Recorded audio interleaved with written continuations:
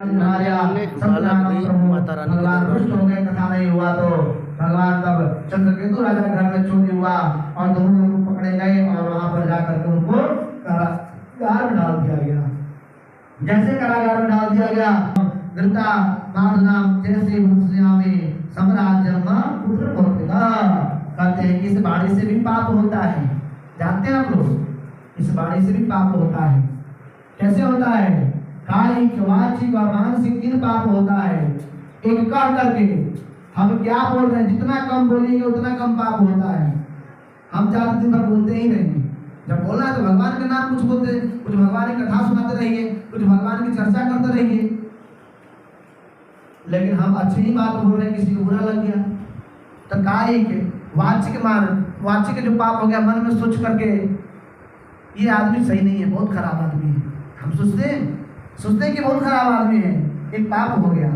कायिक, वाचिक और मानसिक, मन में भी स्मरण कर लिए तो ये तीनों चीज कलयुग में माफ है। भगवान कहते हैं इस तीनों चीज माफ कर दिया, लेकिन कर्म माफ नहीं हो सकता है। क्यों? अवश्यमेव भोक्तव्यम कृता कर्म शुभाशुभम। हमने जो कर्म किया है यहाँ आज 10,000 वर्ष के बाद हमें झेलना ही पड़ेगा उस कष्ट को, इस दुख को। अगर आपके घर में 5 बेटियां हैं, अगर यहाँ पर आई हैं तो वो बेटी अगले जन्म का कोई दुश्मन होगी, बदला लेने के लिए आप पर अगलग लगा कर जाएगी, आपको पता भी नहीं चलेगा, क्योंकि आपका पूर्व समय में कोई दुश्मन थी, यहाँ पर आकर इस समय आकर क्या कर गई आपको देते हैं, क्योंकि उनको कर्म का फल भगवान जरूर देते हैं। आज नहीं, 1000 के बाद, 1000 साल के बाद दें।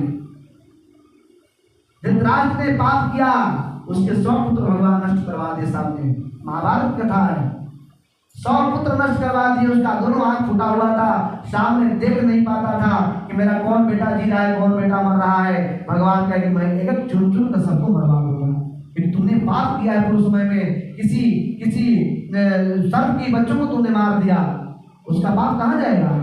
उस 100 साल तक तपस्या करके उस सर्पणी खोजती रही कि इसके जीवन में पाप कब तक आता है, मैं पीछा करते जाऊंगी। 100 साल तक धृतराष्ट्र के जीवन में क्या था? पुण्य था, वो पाप नहीं आ पाया।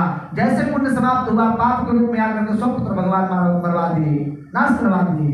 इसलिए संसार में रहिए तो बहुत सोच विचार कर रहिए और बहुत संभल के कर्म करिए। ये नहीं सोचिए कि केवाड़ी बंद है तो भगवान नहीं देखते हैं, अगर कपाट बंद हो गया ये नहीं कि भगवान नहीं देखता है। भगवान का नजर उस अंतःकरण के अतल, वितल, सुतल, तलातल, रसातल